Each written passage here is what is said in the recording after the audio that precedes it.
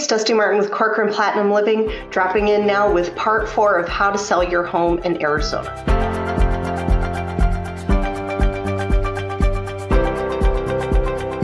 So part 3, we discussed about getting real high quality, both video and photos for your home to make sure that all of the listing materials and the algorithms that now favor video will be now favoring your house.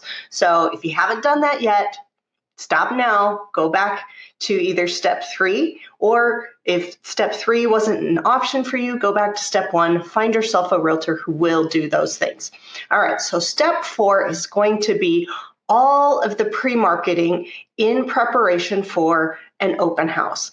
This can take actually a couple weeks. A lot of times you'll hear agents say things like, open houses don't sell the home. Open houses are only there for the agent to get more business or try to double end the deal, stuff like that. What I have found over the last 7 years is that most of the agents that claim those things aren't doing open houses properly. So of course, those open houses aren't bringing them the actual buyers that they need for that home. Here's the key. If you've done all of the pre-marketing that we're going to discuss in this video, getting all of the right buyers to your open house will be effective. And let me explain why. Okay, so we've done all of this video and photos, but for what purpose? Most people think that an agent will just take those photos and that video, throw it in the MLS, call it a day, and then on the day of the open house, they'll slap some signs in the front yard or maybe out on the street corner and pray to the real estate gods that somebody shows up. Unfortunately, if you want an open house to be effective, you have to do quite a bit of pre-marketing first.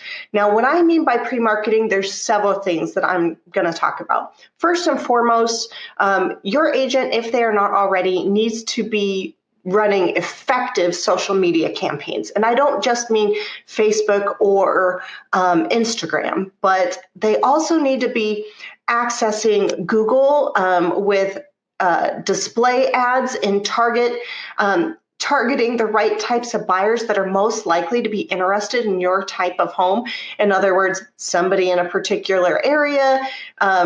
I think with Facebook and now Google, they limit it to a 15-mile radius. But to be honest, pretty much anywhere in the valley these days, a 15-mile radius is roughly about a 30-minute drive. And from my experience looking into the demographics in most areas around town, most of the people who live in those areas, who want to buy a home in those areas, already work and live within about 30 minutes of the property that they are potentially going to buy. So that's one of the things is, targeting the area, that radius of where people are most likely to come from to buy that home, but also to target people through Google. As we all know, Google knows everything about everyone who's ever used Google ever.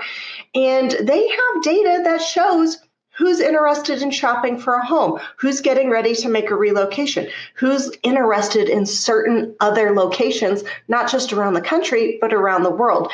And a savvy agent who's either experienced and educated in how to target those videos, or who has a marketing department that knows how to target those individuals, those people, those ads can now target your most likely potential buyer. So it doesn't matter if you live in a retirement community or an area where the average resident is older and you may not think that they are just as savvy. Trust me, I have received phone calls off of Facebook from 83-year-old women who may not have an email address, but they do have a Facebook account. So trust me when I say that this method works no matter how old or what demographic your potential buyer is. It is incredibly important. Not just the social media aspect, you need to have that video running as an in-stream ad. You know those really annoying little ads that pop up when you just want to get to the video that you clicked on?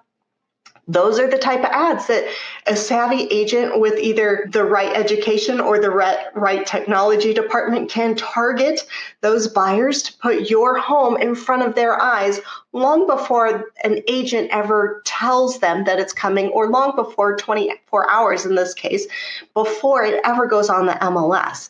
And that generates quite a bit of buzz. But more often than not, I find is that if I put that stuff out there in front of the right buyers, more often than not, their agent's going to call me, and that's okay. The key is to get your home sold for the most amount of money. So why is doing all of this marketing important if another agent's just going to contact me? Well, here's the kicker. The open house that we discussed, this type of ad, if we can run them, if we can get them dialed in, if we can run Facebook ads, Instagram, Google, YouTube, get all of those working in conjunction, but then push it a step farther by blanketing the entire area that you're about to launch your home for sale in. If every neighbor in your neighborhood knows that your home is available, guess what? They're going to talk.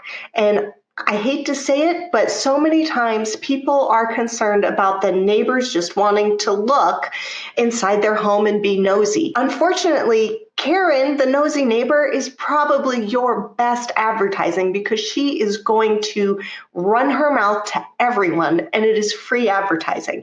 And you know what they say, birds of a feather flock together. So people who already live in your neighborhood are more likely to know other people who want to live in your neighborhood.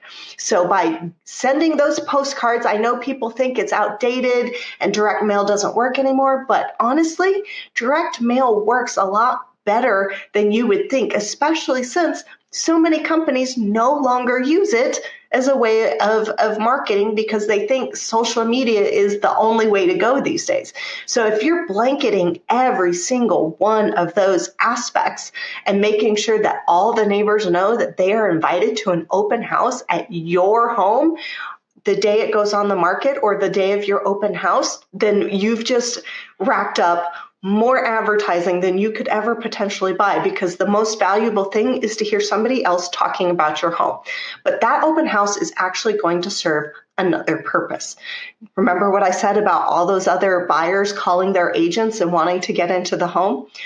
In this market, and for the last couple of years, I've been doing this about 2 years now, we call it the mega open house.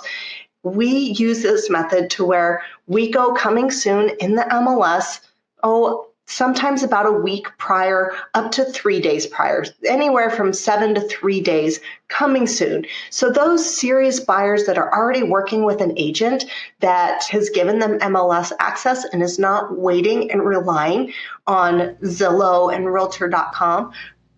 Also keep in mind, our coming soon listings no longer syndicate to those sites. So the only way to get them is to go through an actual agent or realtor, as it were, with an MLS access. So what I mean by that is you're going to then delay from the coming soon date. You're going to then go active about 48, maybe 72 hours before your open house. You're going to delay all of the showings until the minute that your open house starts. And more often than not, I have had lines of people waiting out front, waiting for me to open the door. And this creates a huge frenzy of people wanting to get in the door of your house, especially in this market, because they are trying to get there before somebody else does it. But then it also kind of subconsciously already creates this feeding frenzy, if you will, among the buyers and gets them excited. And then before you know it, you've got a bidding war, hopefully.